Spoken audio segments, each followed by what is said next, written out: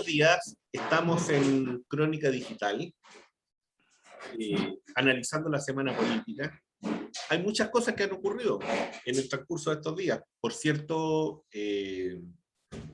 la situación de los emigrantes, la votación a favor, ¿no es cierto?, del aborto libre, la votación de los 2/3, entre otras cosas que a nivel internacional también han ido ocurriendo y que podemos ir abriendo la conversación, abriendo los fuegos.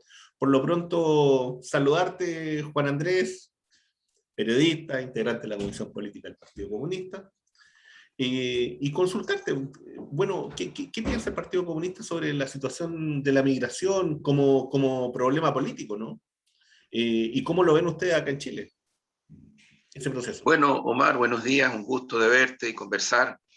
Para ir de lleno al tema, nosotros, mira, en Chile Digno, en Apro Dignidad, tenemos la convicción de que estamos viviendo una crisis humanitaria muy profunda, muy grave, de la cual este gobierno y otros sectores simplemente reniegan e incluso peor, estimulan xenofobia, fascismo y tratan de sacar réditos electoralistas, porque ni siquiera son electorales.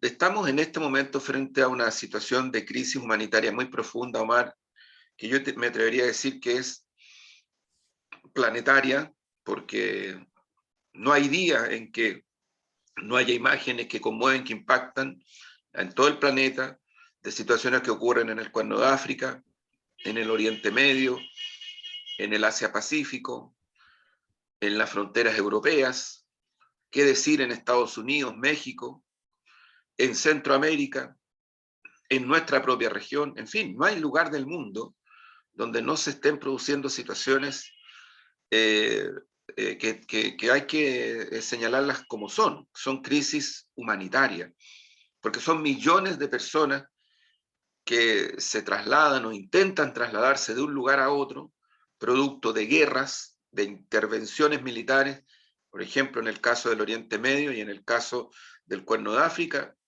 las devastadoras guerras originadas por las intervenciones militares norteamericanas y europeas, y que derivan en millones hacia Europa. En nuestra región tienen que ver con situaciones de pobreza, de marginalidad, con situaciones de bloqueos económicos. En fin, hay una serie de cuestiones que están cursando y que son muy dramáticas.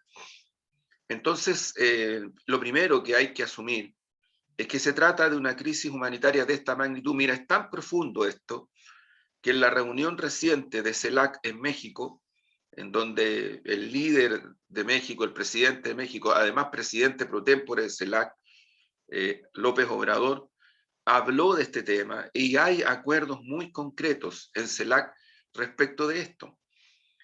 Porque la única mirada humanitaria que permite enfrentar esta situación en lo concreto es abordarla desde la multilateralidad que tiene la situación. Y en esto, Omar, yo te quiero decir, los organismos de Naciones Unidas están en disposición de ayudar y de intervenir inmediatamente en la medida en que los gobiernos les permitan eso. Aquí hay un tema de fondo respecto de lo que está ocurriendo en Iquique y en toda esa zona, Colchana, en fin, Antofagasta, en fin, toda la zona. Bueno, el gobierno de Chile se niega sistemáticamente a establecer un diálogo multilateral. El gobierno de Venezuela está a disposición. El embajador de Venezuela en Chile ha viajado a Iquique. Es totalmente falso, Omar, lo que dicen de que ninguna de las personas que ha llegado de Venezuela a Iquique no quiere volverse. Eso es falso. Eso que está diciendo el Mercurio y lo que están diciendo otros medios sin ningún problema es totalmente falso. Canal 13, vergonzoso, Sí, por cierto. es cierto que hay gente que le ha dicho que no quieren volverse, pero es cierto también que hay decenas y decenas que ya mostraron la disposición de volver. Entonces, obviamente que la manada mediática hegemónica de este país, que es el mismo sector del gobierno, que son los mismos dueños de los grandes capitales, que los que están presionando para que el gobierno dé visas, fíjate, de visas para gente que vaya a trabajar como temporeras y temporeros al campo, por un salario indecente, indigno, pero ahí sí que presionan al gobierno para que dé visas. Entonces aquí hay una cuestión de una perversión inhumana tremenda que está cursando. Y entonces, dicho lo primero, o sea, la necesidad de que Chile establezca un diálogo urgente, multilateral, en el contexto de CELAC, ¿no? Con Bolivia, con Venezuela, con Perú, con Argentina, eso sería factible y ayudaría mucho a tomar medidas concretas que tendrían mucha fuerza en el corto plazo. Lo segundo, el gobierno, y lo digo con toda responsabilidad, se niega hasta este momento a autorizar a los organismos de Naciones Unidas a actuar en la región. ACNUR, UNICEF, FASIC, que lo conocemos porque tiene una historia en Chile y que tiene rango de organismo no gubernamental bajo el amparo del derecho internacional y de Naciones Unidas. Todos esos organismos podrían en horas instalar refugios y ayudar en concreto con medicina, con alimentos, con resguardo a las familias de refugiadas y refugiados que están viviendo penurias terribles, Omar, en esa región. Lo que pasa, Anoche, disculpa Juan Andrés, yo creo que lo que pasa en el fondo, además de no querer, ¿no es cierto?, esa ayuda internacional, es el hecho de tampoco querer, como dices tú, establecer diálogos ni bilaterales ni ninguna multilaterales. de las dos cosas, Porque exacto. lo que hay detrás de esto es que el gobierno de Sebastián Piñera y esta derecha continúa con su política, ¿no es cierto?, termocéfala, de que Maduro no existe y de No, que el sí, gobierno y mira, de que el gobierno de Maduro no existe ¿sabe? y para ellos sigue Omar, existiendo Guaidó, Omar, que es yo a esta una cosa. altura, claro, yo a esta altura te digo de verdad, dado la crisis humanitaria que existe, yo, ya, que piensen lo que quieran. Piñera fue a Cúcuta a tratar de meterse en territorio venezolano, no le resultó junto con Duque, porque ni siquiera Bolsonaro se atrevió a una aventura de esa magnitud por el precedente que instalaba. Bolsonaro se dio cuenta que el precedente que iban a instalar con la intervención en Venezuela, encabezada por un presidente de Colombia, por el presidente de Chile, era una cuestión que para Brasil no tiene ninguna lógica. Y te estoy diciendo Bolsonaro, o sea, no es Lula, no es Dilma, no, Bolsonaro. Bolsonaro prefirió el diálogo con Maduro y retrocedió con las fuerzas militares que había instalado a cierta distancia de la frontera con Venezuela, mientras este infeliz gobernante que tenemos en Chile, junto con Duque, estaban ahí en la frontera pensando que efectivamente iba a haber un lanzamiento y iban a echar hasta Caracas poco menos que a liberar Venezuela. Ahí hay que tener presente la visa democrática, que es lo que ofertó Piñera, y eso implicó que mucha gente de Venezuela se vino a Chile. Y que ahora, Ese es un elemento central. Ese es un sí, no elemento poca central. gente de esa gente se está yendo a Estados Unidos. Ahora quedó en evidencia la última situación de violencia represiva en Estados Unidos contra haitianos y venezolanos, que entre medio habían familias venezolanas que habían estado en Chile, que habían juntado una cantidad de plata y se habían mandado a Sí, cambiar para Estados venezolanos Unidos. y haitianos, por cierto, también. Haitianos. Sí. Entonces, mira, el problema que tenemos es que hay un gobierno insensible e inhumano que simplemente está dándole la espalda a la gravedad de la situación, está estimulando el racismo, está estimulando la xenofobia, y creo que esto muestra de que ese sector no puede seguir gobernando este país bajo ninguna circunstancia democrática. ¿No? Esto es demasiado grave para poder trabajarlo en el código de una suerte de lógica política que para mi gusto por lo menos en este momento no tiene los alcances que debería tener. Ni siquiera, mira, te quiero decir, Omar, anoche hasta muy tarde sostuvimos como Pro Dignidad una reunión con el gobernador de Tarapacá, que está aquí en Santiago. Mira, nos compartió situaciones terribles, terribles. que están cursando, porque no tienen baños, porque no tienen nada. Entonces han habido abortos, hay niñas y niños que están con sus estomaguitos llenos de lombrices. No, hay una situación terrible. Entonces tú dices, bueno, pero ¿por qué? Bueno, entonces él explicaba y describía. Nosotros le hemos pedido al gobierno que deje actuar, nos deje actuar y deje actuar a los organismos internacionales, ACNUR, UNICEF, FASI. Y no, ¿por qué? Porque este gobierno brutal lo que no quiere es que aparezca una situación que ellos han usado y abusado durante tanto tiempo, y es mostrar, ¿no es cierto?, los campos de refugiados en Siria, en Libia, en África, en aquí, en acá, en allá. Y entonces, claro, lo que va a ocurrir es que después que el mundo entero se impactó con las imágenes que cursaron el otro día, cuando ese grupo de personas quemaban carritos de guagua, había una chicoca, una chiquitita con su mochilita, cuando todo eso, te digo, a nivel mundial, está cursando de una manera impresionante. Hoy día Chile vuelve a ser el centro de la situación mundial producto de eso. Entonces, si tú a eso le sumas, y me estoy poniendo en la perversa y antidemocrática postura de este gobierno, eso es lo que ellos piensan. Si mañana se abre un campo de refugiados, van a decir, Chile, ¿me entiendes? Esa es la mentalidad que ellos tienen. Por Entonces, como no supuesto. tienen grados de humanidad, la situación es muy crítica y lo que Apruebo Dignidad está haciendo, lo que Chile Digno ha hecho, es exigir al gobierno, y eso es presión social y política, hay que hacer presión social y política, exigir al gobierno que deje actuar a los organismos internacionales de ayuda humanitaria.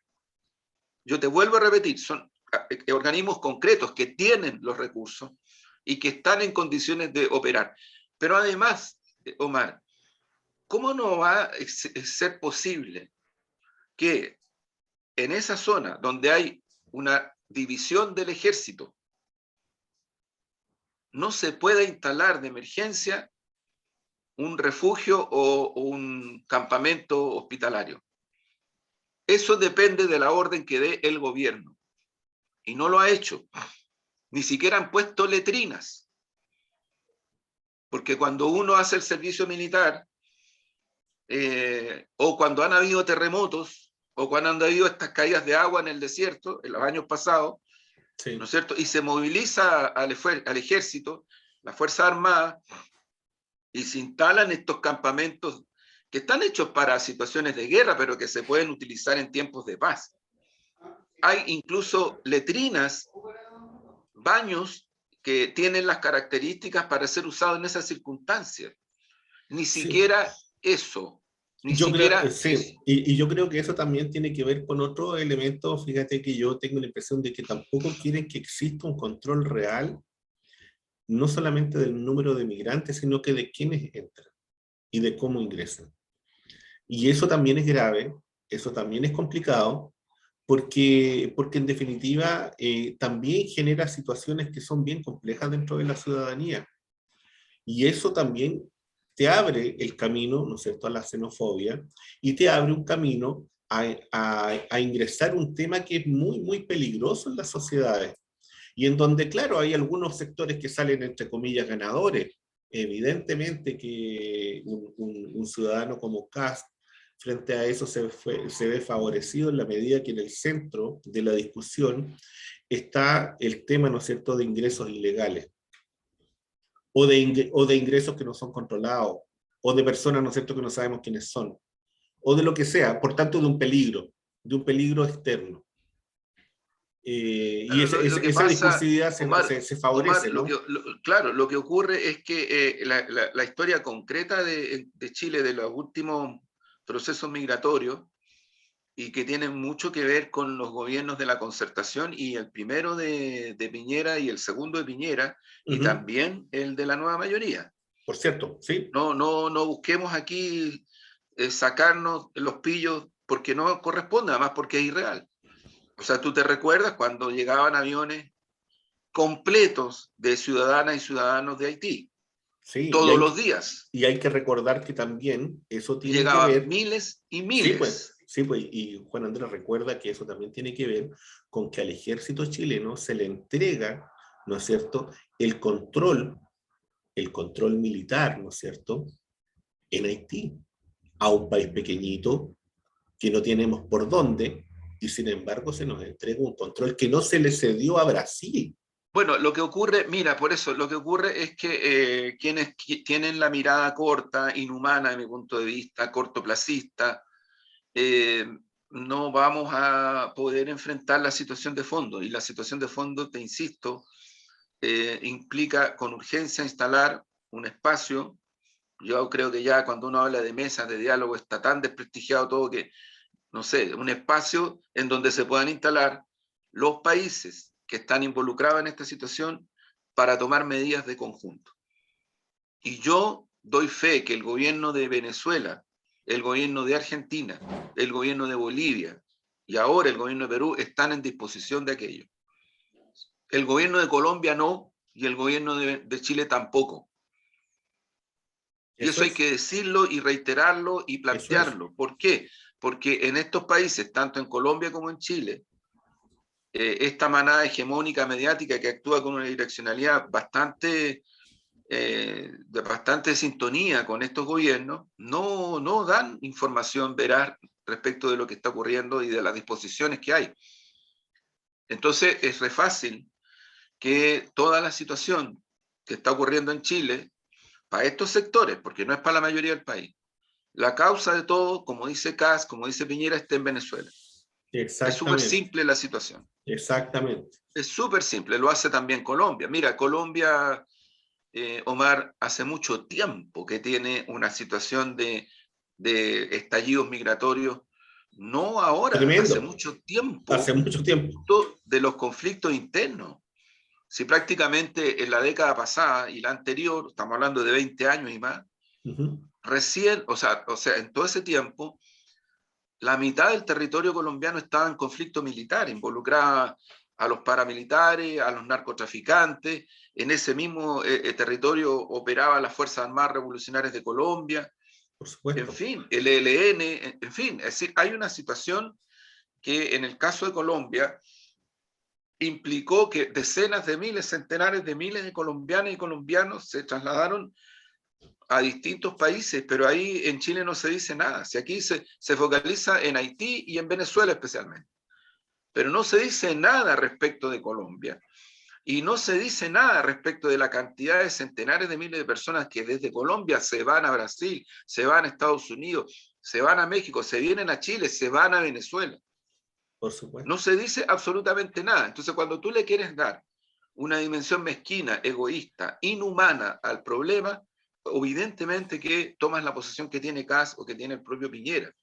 Pero cuando tú miras la dimensión global y la quieres de verdad enfrentar para resolverla de verdad en profundidad, necesariamente tienes que partir articulando un espacio de diálogo multilateral con la inclusión activa de los organismos de Naciones Unidas que a lo menos tienen experiencia en esto, tienen recursos para apoyar ciertas medidas de urgencia.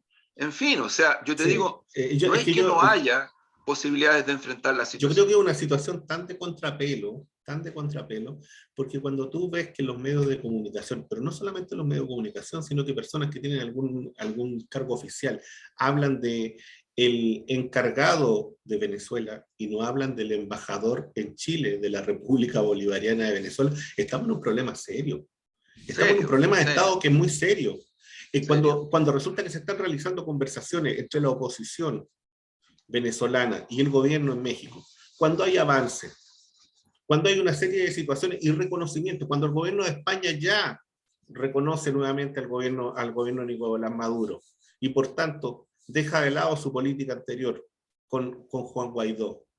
Y nosotros seguimos en esta misma política, en esta misma insistencia que es minoritaria. Es muy peligroso como una acción, ¿no es cierto?, de Estado. Deja una herencia bien triste, bien penca, por una, o sea, de Así es, verdad pues, poco, de verdad muy poco feliz. así es. Eso, mira, y ahora desde otro punto de vista, bueno, ¿y cómo ves tú la situación de la convención? En el programa pasado algo habíamos intercambiado sobre el tema de los 2/3 que se venía. ¿Cómo ves tú esta votación final? Bueno, y todo el encuadre que se da, ¿no? Al interior de la convención, todo lo que está cursando hoy día al Mira, interior de la yo creo convención. que hay un hecho que es importante, que se aprobó el reglamento general, si no me equivoco, vienen ahora las Sí. bajadas, eh, viene ahora el debate de contenidos, Ujú. que es una cuestión muy de fondo, pero ahí se produjo una situación que yo creo que hay que primero describirla muy bien. Se ha ido estabilizando una alianza Ujú. entre Chile Digno.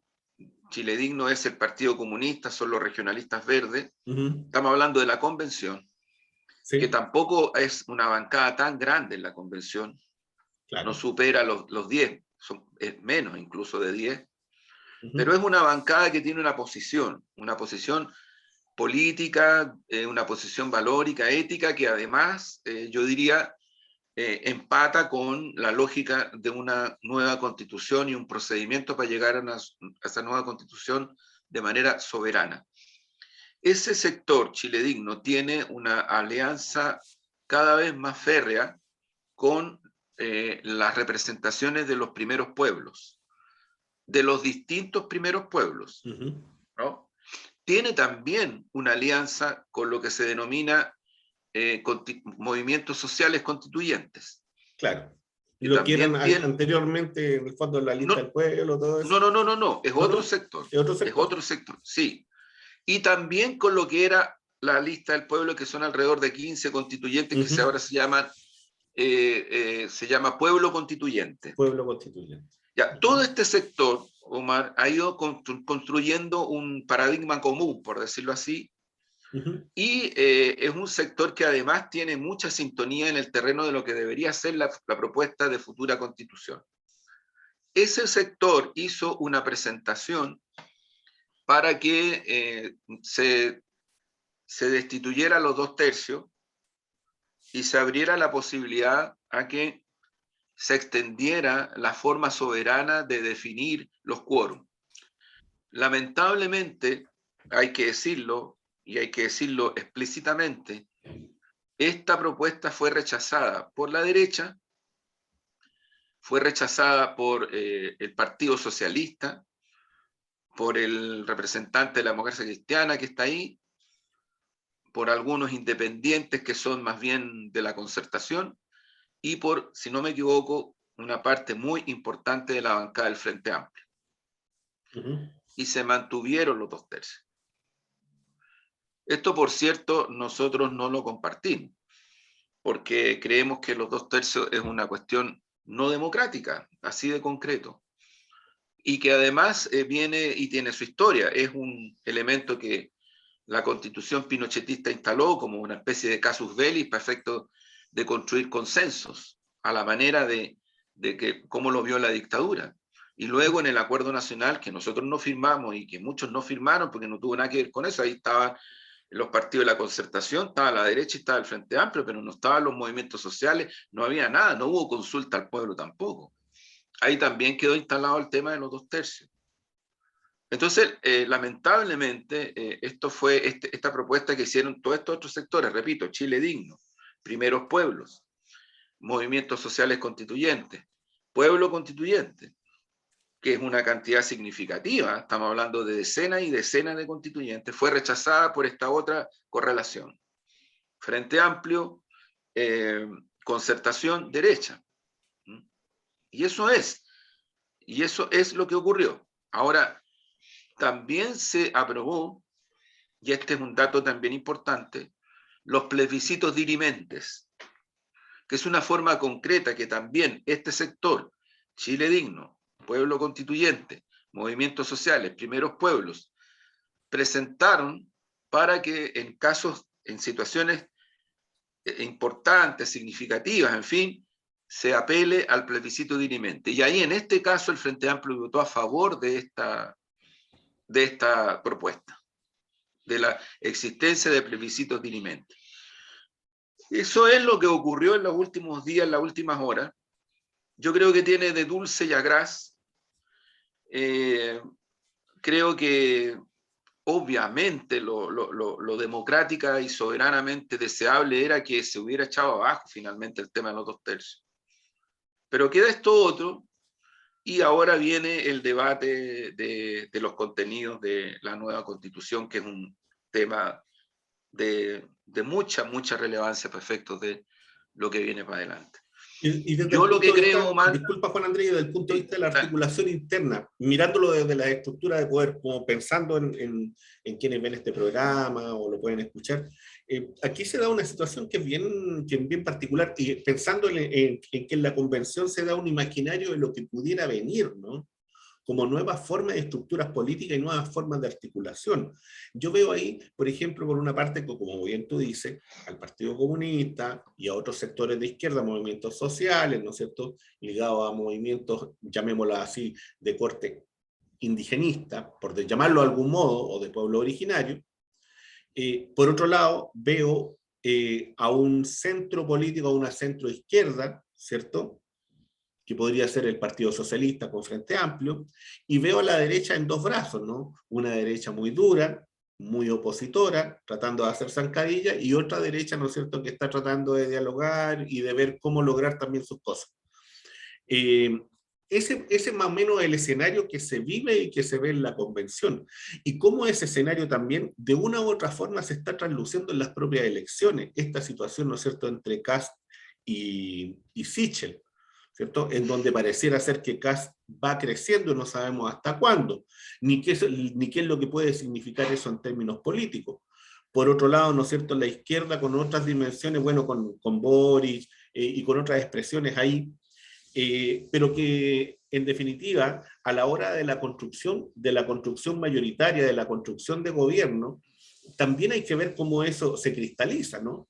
Si es que se llega a dar, pensando, ¿no es cierto?, en el caso de que Gabriel Boric sea elegido presidente, que aparentemente se dan situaciones que son favorables, no sabemos en qué pueden terminar, pero pensando en eso, se da una situación que es compleja de, no sé si de gobernabilidad, pero sí de articulación. ¿Cómo ves tú eso? mira, yo lo veo dinámico, pero también desafiante y complejo. Yo comparto contigo. Yo creo que eh, hay un factor que hay que mencionarlo, Omar, y que para mí va a ser determinante. Si se explicita o no se explicita, en cualquiera de los dos casos va a ser determinante, que es la lucha popular, expresada en las calles y también en las elecciones. Yo creo que ese es el factor determinante en Chile. Mi impresión, por ejemplo, es que a pesar de todo, el cuarto retiro se aprueba en la Cámara de Diputados por la presión popular, por la presión social.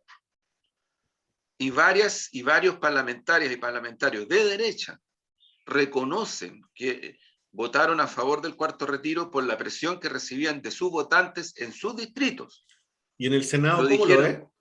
Yo creo que en el Senado va a pasar lo mismo. Va a pasar lo mismo. Yo también creo eso. Claro, pero si no llegara a aprobarse, yo casi no tengo ninguna duda de que se va a reflejar en las elecciones Yo y también va a creo. haber protesta. Y yo Sí. por lo menos estoy por protestar y porque se proteste. Porque de verdad, ahí para mí también hay un tema de insensibilidad, porque mientras no se adoptan otras medidas, se estrangula incluida la llamada clase media. Incluida la llamada clase media. Se estrangula. O sea, tú no le das propuesta, no le das medida, pero a la vez le impides que haga algo con sus propios recursos, porque eso va a derivar en una situación que afecta a la macroeconomía monetarista y finalmente a las 7 familias ricachonas, y eso es.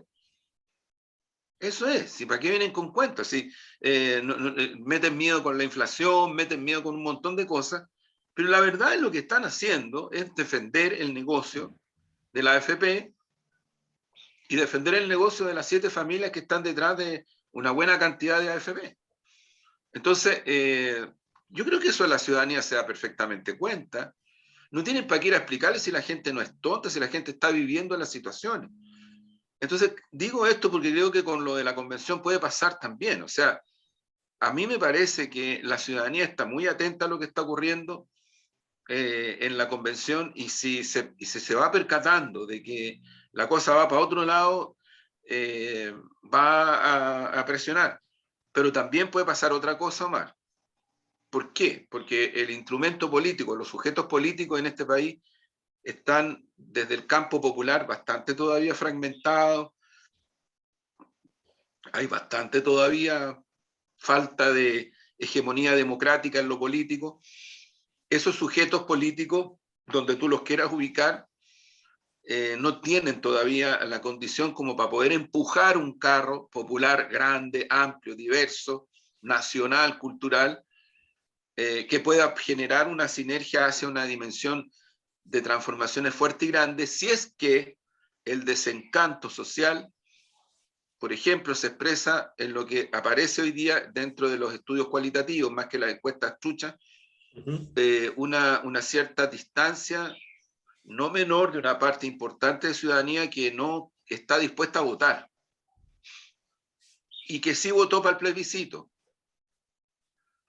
Entonces, ojo, que una forma concreta también de indiferencia, de distancia, de rabia, de cierta indignación respecto de este manipuleo de las élites políticas, se te puede reflejar en una poca votación.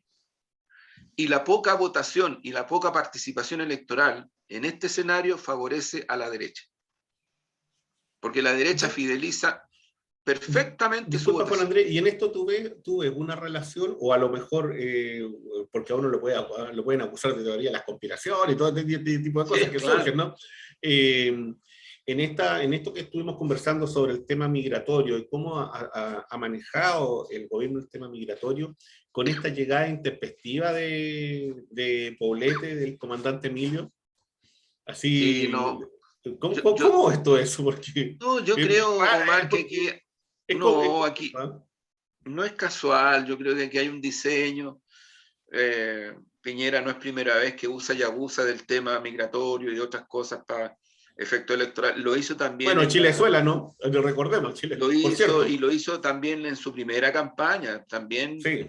Piñera hizo una georreferenciación de particularmente la región metropolitana, y concentró esfuerzos ahí. Estaban ahí en disputa alrededor de 250.000 votos, personas, la mayoría haitianos, venezolanos, y él actuó sobre ese mundo. Entonces, ese mundo y su entorno. Entonces, yo te diría que no A son pesar cosas de que no casuales. tuvo empacho de ser el primer presidente pro tempore de CELAC, No tuvo ningún empacho, al no tuvo contrario. ningún... Sí, Y acuérdate que en Santiago de Chile se reúne con Raúl sí, pues, Castro, por eso ¿sí? digo, por Y eso digo. a esa reunión histórica de CELAC asiste también Angela Merkel. Sí. Por Fue muy cierto, importante. a propósito, ¿por qué te digo esto yo de cómo se ve la correlación, no solamente la correlación de fuerzas, sino de cómo se ve una posible articulación? Porque yo lo veo muy ligado a lo que está ocurriendo a nivel internacional, y en eso creo, por ejemplo, que la Carta de Madrid, en donde está detrás José María Aznar, está Vox con Santiago Abascal, está el propio Vargas Llosa con la Fundación Internacional para la Libertad, y en donde usan el concepto de iberósfera, que es un concepto bastante Es una raro, ¿eh? locura, Que es es una una locura, locura. ¿no es cierto? En donde nos hacen desaparecer de la historia nuevamente, en donde también usan conceptos como que la región está secuestrada por comunistas, narcotraficantes, por el Foro de Sao Paulo y por el Grupo de Puebla. O sea, No es una o locura sea es completa, una... pero lo que te demuestra es que la derecha y la oligarquía en la región está mirando con dimensión estratégica lo que está ocurriendo. Sí. Y yo creo que ellos son parte de un plan norteamericano, porque en No, el por cuadro supuesto, ahí está la tesis regional, norteamericana claro, de y en el vincular cuadro terrorismo, ¿no? mundial Ahí está su agenda, ¿no? sigue avanzando en nuestra región la presencia y la incidencia de China y de Rusia. O sea, eso es así. Uh -huh. Y a pesar de que se pensó en algún momento que aquí había una regresión mucho más generalizada, tú sigues mirando en la región, bueno, el gobierno de Perú, el gobierno de Bolivia, el gobierno de Argentina, el gobierno de México, probablemente en Chile va a ser un nuevo, en Colombia también viene un gobierno progresista. Entonces, Y el Brasil, triunfo de la socialdemocracia alemana, yo, Juan yo, Andrés. Mira, es que yo no Bueno, muy tengo distinta a otras socialdemocracias, por cierto. tengo mucho detalle de aquello, sin embargo, creo que en el caso de Alemania hay un tipo de gobernabilidad que ha cursado por décadas, Ujú. pero ¿sabes lo que pasa? De que los estándares son muy distintos. Por O supuesto. sea, en Berlín plebiscitaron la expropiación de varias inmobiliarias y fue aprobada la expropiación porque tienen un problema de alza de los arrendamientos. ¿Tú te imaginas que eso se hiciera en Chile? Por supuesto, sería Las inmobiliarias, no sé, dan un golpe de Estado, pues, bueno. claro, Hacen una parada militar. Pues, bueno. claro. Claro, es que los estándares de humanidad son distintos. O sea, yo ahí, por eso te guardo una distancia. Ahora, claro, las transnacionales alemanas operan fuera de Alemania, como opera la Enel, que es una transnacional estatal italiana. Ujú. Entonces también tienen otros estándares cuando ellos hacen negocios para afuera y para poder mantener un nivel de vida de sus propios pueblos, que es lo que tienen, digamos.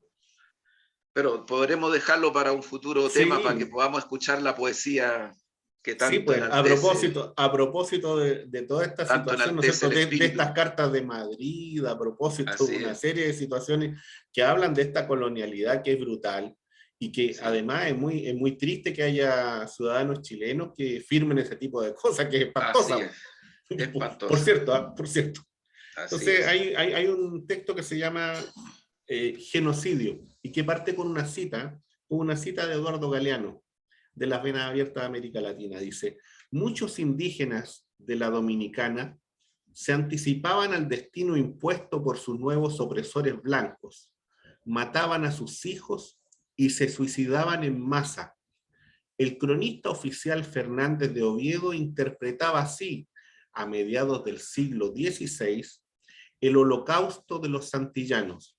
Muchos de ellos, por su pasatiempo, se mataron con ponzoña por no trabajar y otros se ahorcaron por su mano propia. Genocidio. He aquí mi cuerpo fracturado, víctima del genocidio industrial.